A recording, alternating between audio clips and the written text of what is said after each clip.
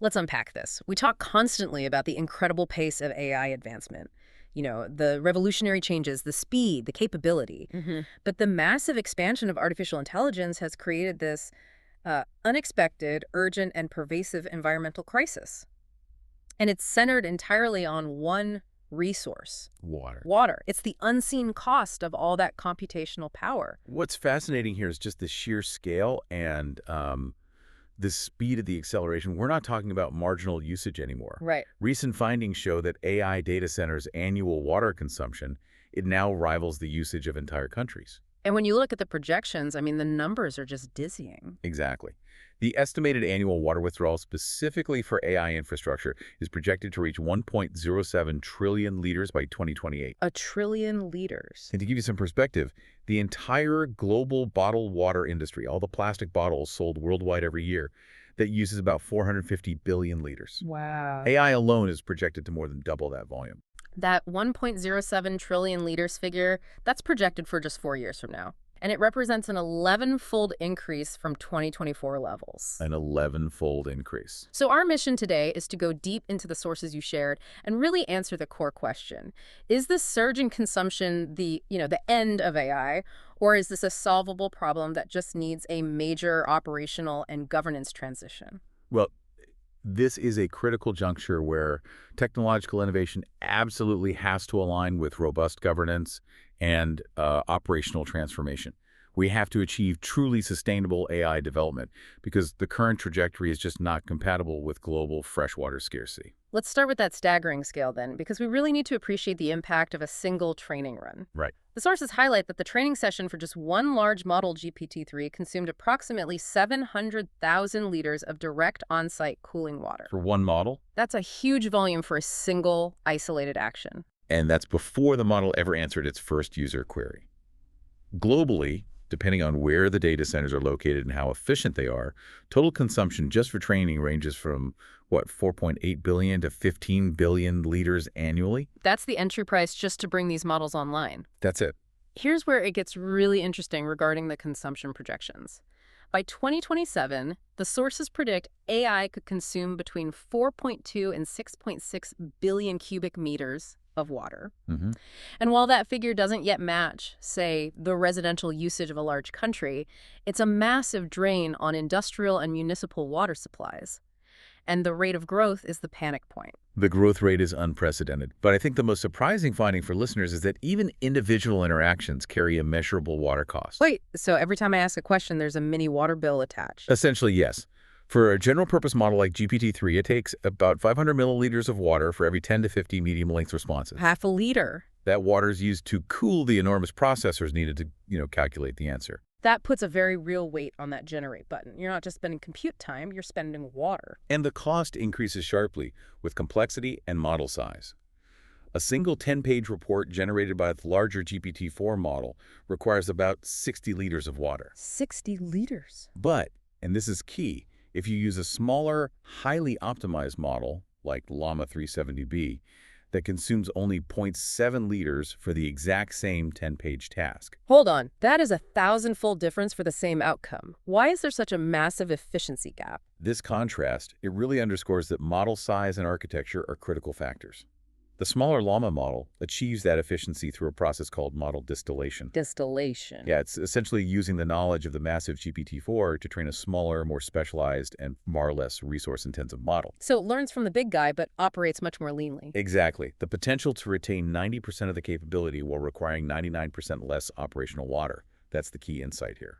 That massive variation in efficiency, from 0.7 liters to 60 liters for a single task, it basically means the choice of model determines the severity of the water cost. It does. And that brings us directly to the geographic problem. Precisely. More than 55% of global data center hubs are located in water-stressed river basins. These are places that already face high risks of drought and degradation. But why there?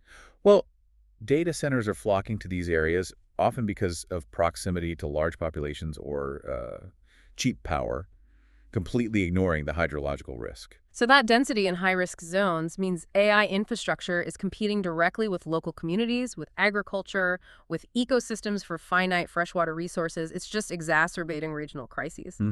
The sources you sent mentioned that in England, for example, data centers are often exempt from water consumption reporting. That means we have a huge blind spot in areas already under strain. A blind spot that is getting larger every day, ensuring the conflict between technology and community only intensifies. Okay, let's shift to measurement, because understanding the total footprint is surprisingly complicated.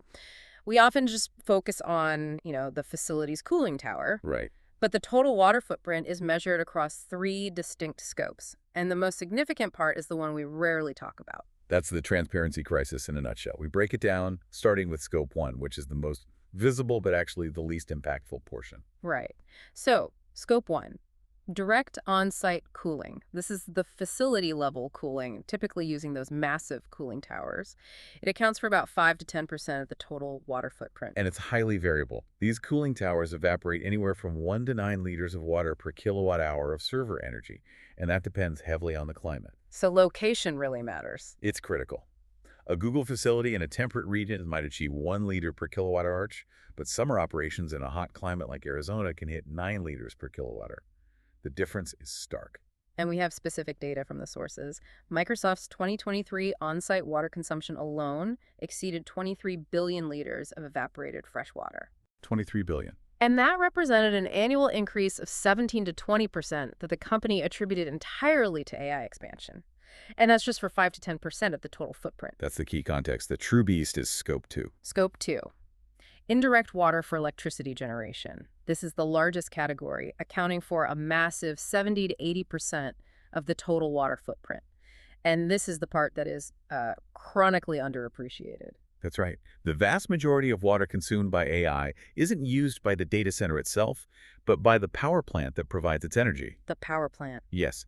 If that energy comes from a thermoelectric power plant, which uses steam and water for cooling and generation, it consumes 2.0 to 9.5 liters of water per kilowatt hour. Why do these plants use so much water? They need vast amounts of water to reject waste heat. They heat water to create steam to turn turbines, and then that steam has to be condensed back into water, which requires continuous cooling. So if the data center is drawing power from a grid that relies on, say, coal or natural gas, its water footprint is immediately multiplied many times over, miles away from the facility. Precisely. And this is where the governance gap comes in, isn't it? It is. It means AI companies can be environmentally responsible on their own property, achieving low Scope 1 usage, but they can be funding massive water depletion miles away via their utility bill. Exactly. And technology companies often omit Scope 2 water from sustainability disclosures, creating this transparency crisis that totally obscures the true environmental cost of the AI boom. And the demand is only growing. It is. With AI electricity demand projected to reach 150 to 300 terawatt hours in the U.S. alone by 2028, if that power isn't clean, this indirect footprint will just continue to dominate. And finally, we have the least visible component, Scope 3. Right. Scope 3, supply chain water for manufacturing. This accounts for about 10 to 20% of the total. We're talking about the fabrication of the advanced AI chips themselves. The chips. Producing these chips requires incredibly high volumes of ultra-pure water, around 5 million gallons daily per semiconductor manufacturing facility. That daily requirement is staggering. And the sources pointed out that recycling rates for this ultra-pure water are worryingly low. Very low. Facilities in places like Singapore only achieve about 27 to 45% water recycling efficiency. So from the manufacturing to the electricity generation to the data center cooling, AI's thirst is just pervasive. Okay, so the crisis is absolutely real, but the good news from the sources is that it is not irreversible. The data clearly shows that technological and strategic solutions are proven and scalable. The sources suggest efficiency gains can range from 30x all the way up to 1,000x, depending on the combination of strategies used. And the most dramatic, highest impact solution is organizational, not infrastructural. Yeah. It's promoting smaller, domain-specific AI models. This goes back to our GPT-4 versus Llama 3 example. How much of an efficiency gain are we talking about if we shift focus? We're talking up to a 500% efficiency gain multiplier, because these models require orders of magnitude less training compute than the massive general-purpose large language models. This represents a fundamental architectural shift. From bigger is better, too. To efficient, task-optimized ones, moving away from chasing the biggest models possible. That's the biggest lever companies can pull instantly. What about the facility solutions fixing Scope 1? The major game changer there is liquid immersion cooling. Submerging servers in a non-conductive thermal fluid, it eliminates reliance on traditional water-based cooling towers entirely. Completely gone. And it also reduces overall energy consumption by 40%. Okay, if it's 40% more energy efficient and it eliminates the water problem, why isn't every data center converting right now? What's the hurdle? The hurdle is cost and the need for new infrastructure and maintenance training. You can't just, drop existing servers into oil. Yeah. You need custom designed tanks, new racks, and a whole new thermal management strategy. So it's a big upfront investment. It is, but the long-term ROI in energy and water savings makes it inevitable for new construction. And there's a wonderful irony we saw in the sources that AI can actually solve AI's own cooling problem. That's the beauty of AI-optimized cooling systems. Google's DeepMind platform, for instance, reduced data center energy consumption by 40%. How? Through real-time dynamic adjustments based on temperature fluctuations and power distribution. It uses machine learning to optimize the infrastructure that hosts machine learning itself. Okay, so let's go back to scope 2, the massive 70–80% indirect cost. How do we fix that utility bill? Renewable energy integration is the core and really the mandatory strategy. Renewable sources like solar and wind require substantially less water than thermoelectric plants. So it's a 2-for-1 deal? It is. If a data center switches to renewables, it simultaneously reduces its Scope 2 water consumption by 30 to 50% overnight. So the technology is there, and the business case is becoming clearer. But the data shows we still need rules. We need governance to enforce these shifts. Absolutely. And the legislative frameworks are emerging. The EU's AI Act and the U.S. Artificial Intelligence Environmental Impacts Act, they mandate carbon footprint reduction and sustainable practices. And corporations are making pledges. Right. We're seeing major corporations like Google and Microsoft commit to being water positive by 2030, meaning they restore more water than they consume.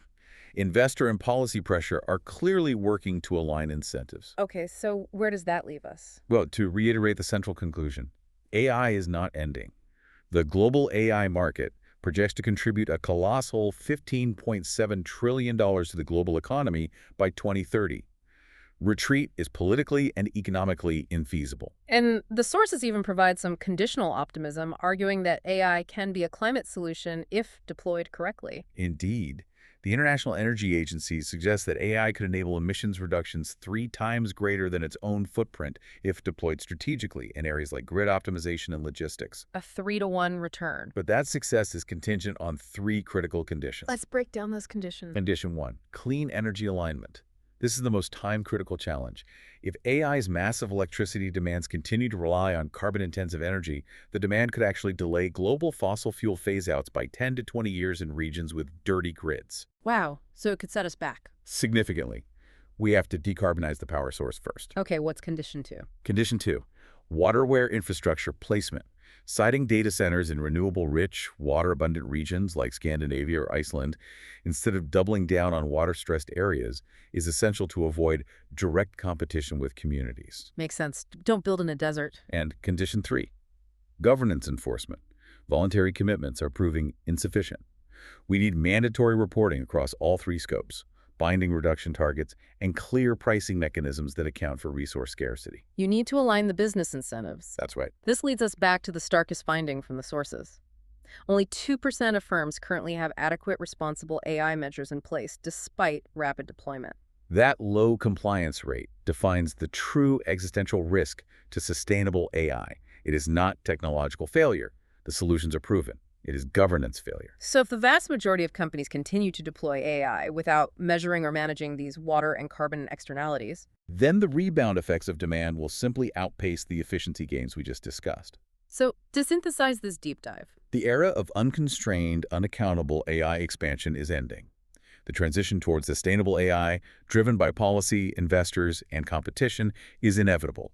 The path forward requires aggressive deployment of proven efficiency technologies, mandatory and binding governance, and, most importantly, transparent measurement across all 3 scopes of water consumption. so the next time you use an AI tool, whether it's generating a complex report or just asking a quick query, remember that every interaction has a measurable water cost, even if it's just that 500 milliliters per prompt. Every single one. The question is not whether AI continues, but whether it continues sustainably. The difference between AI becoming a climate accelerant or a climate solution will be determined entirely by corporate and policy choices made between now and 2030. That is the deadline for action on the wet side of the AI equation.